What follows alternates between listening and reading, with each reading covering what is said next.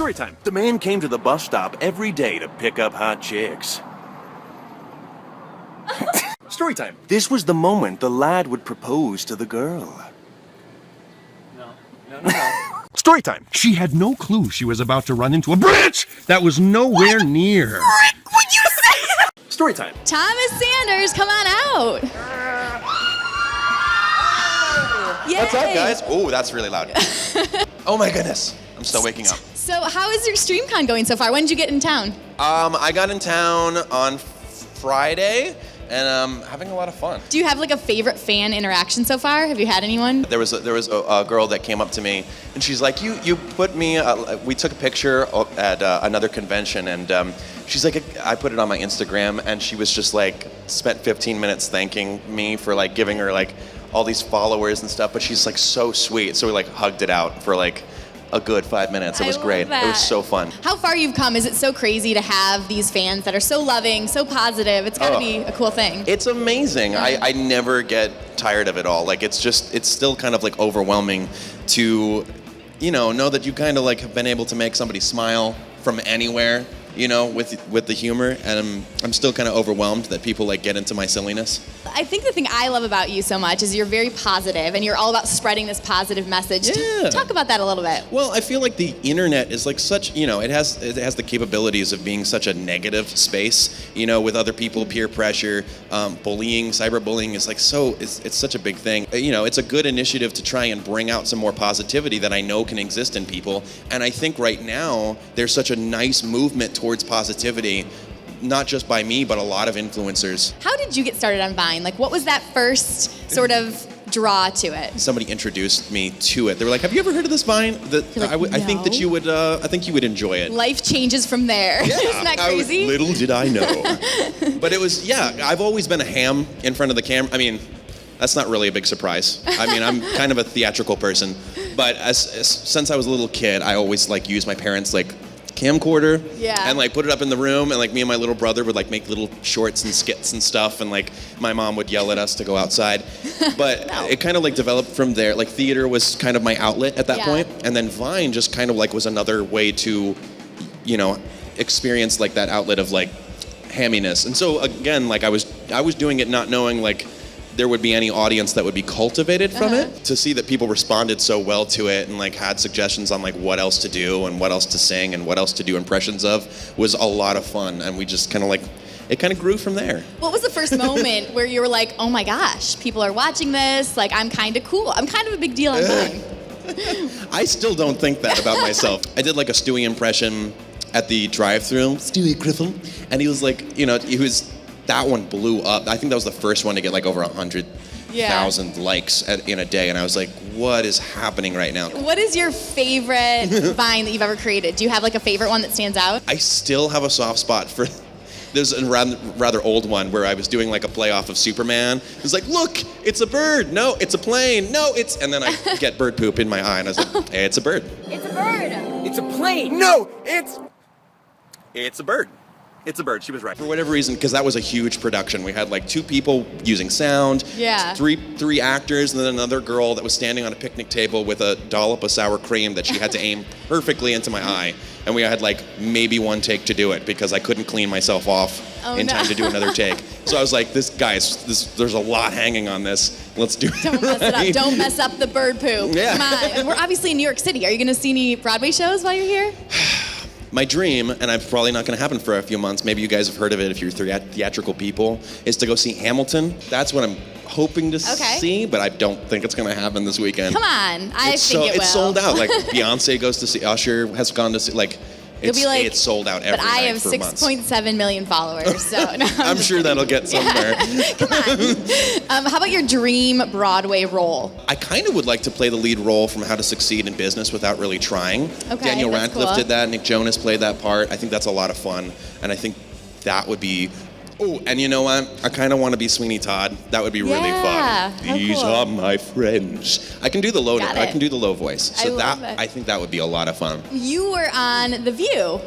Yeah. Talk to me about that experience. 'Cause that's so cool. That's gonna be cool going from being a Viner and then just being on TV, being on The View. It was nerve-wracking. Yeah. I was so nervous about being there. But you know what? It was kind of like a glorified stage production, because what they do is they'll take you out, show you exactly where you're going to move. They're like, these are the questions they're going to ask you. Nice. Go into the dressing room and just chill until we call you out on stage and just practice it. Still nerve-wracking. I was like, the heart's rate. I do a lot of theater, but I've never gotten over that nerve-wracking experience of performing live. For anybody who does get stage fright, I would say, like, just hold on, because once you get out on the stage, for whatever reason, it disappears. Even coming out here to do the Q&A, you get a little like, oh my goodness, what's gonna happen? And then you get out here and you sit down and you're like, okay, nerves pretty much dissipate, and you just kind of live it. You live what you're doing. You're living into the moment, and then you just forget about an audience. Yeah. There. I mean, some people like picture the audience in their underwear. I never have the mental capacity to be able to do that. So I don't see how that would work. Where's like the most random place you've ever been recognized? I like that you laughed before you're gonna answer. That means it's gonna be really good. Yeah, it was at a drive-through, a random drive-through in a town that we were stopping through. You and drive-thrus. Yeah, I know. Like... I know. Trust me, I do my drive-through research. But it was a trucker. It was a trucker that kind of was like, "You're that guy that makes those voices. You're fun." Oh, you know what? Actually, I can top that. We were at Universal Studios, and there was a character actor who was playing Homer Simpson in The Simpsons Land. He like came up to me and like tapped at me, and was like making these like motions for like flipping pages. What? And it was story time. He was motioning story time, and I was like, "Oh my goodness, okay, that's fantastic." And like, we high-fived. It was like a charades, because he couldn't say anything, so we had to figure out what he was doing. Well, can you kind of tell your fans, what are you working on? Well, I'm working on a lot of auditions for a couple projects that are going to be happening in 2016. Okay. I can't say too much about it legally, but it's going to be fun. I have some random shenanigans that are happening on my Shenanigans? I say that a lot. That's like my word that. of choice. That'll be fun, because, I mean, who doesn't like a few silly, harmless pranks here and there? We do. So I'm excited to make that happen. Who would you like to collab with? In this crazy world. I know. I would love to collab with Grace Helbig. Yes. I think that she would be a lot of fun. Ben J. Pierce, Kid BOV. Okay. I'm looking forward to that. I would really like to. Me and John Cozart have been talking for forever. That's awesome. About doing. Oh my like gosh, a song. you guys. Yeah. Done, you guys. I know, that right? needs to happen. That would be so much fun. We've been going back and forth on ideas. Yeah. And I think it would be really fun to do something with him. And of course, I feel like I could talk for hours with Tyler Oakley. Like, I really feel like me, but that's the dream. That's the dream. Yeah. Do you get starstruck by seeing other YouTubers or Viners, or who are you excited to see here? Mamrie Hart. I did see Connor Franta, and I was just like, oh, okay, all right, that's cool. That's very cool. But has there been someone that's you look up to that was starstruck to meet you? Because I think that would be like the best thing. Actually, yeah. The last time I saw Hannah Hart, she came, and she actually her and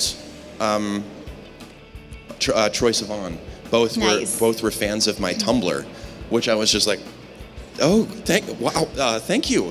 That's amazing. Wow. What is the key to being a successful Viner? You do humor that makes you laugh. Like, I would say, don't follow trends. People do that all the time, and sure, that'll get a few likes because it's following a specific trend that's happening at the time. But I like to stick to comedy that, you know, just pops up. It could be random. It could be anything in your head that makes you laugh. As long as it, you know, in my case, I don't like doing anything that makes fun of anybody. Yeah. You know, or like puts anybody in an awkward position, or, you know, makes them uncomfortable, or, you know, anything that's hateful. Like, that's why. Why would you do that? I look at Vine as like a 3-panel comic strip. There's got to be a beginning, middle, and an end. That's interesting. Yeah, and that way, that's the best, clearest way to like paint a story. What does inspire you? Like, are you just like driving in the car and all of a sudden this comic strip pops into your head, or lots what? Lots of cartoons. Okay. Yeah, you'll see things on the internet that like inspire you, like just like things that everybody can identify with. If you're in school or in class and people are like commenting about something that just grinds their gears for some reason or another, you're just like, how can you present that in a way that is unique and funny, and also like, you know, has your own original spin on it. Yeah. But also still drives home to some people. Teen generation right now, I'm loving, because like so smart, so intelligent, such a strive right now for justice and political activism, which I think is so important. You cannot, under any circumstance, count this generation out. I did a Vine randomly because I really wanted to speak out about it, about like, mental health in schools, and people really responded to that because that's something that is really important and people are striving for, and I think that it's important to know that we can all make a difference. Absolutely. With not just comedy, but with like our online activity and speaking out against it and standing tall and like making sure representation is out there, bringing a voice to content or to issues that sometimes people ignore because they feel like it's not something that everybody identifies with. But this generation's so smart, and I love it. It's fantastic. I love your positivity so much. Oh, thank you. You're such a good role model. How great is he, you guys? Thank you. You guys are awesome. I see your shirt.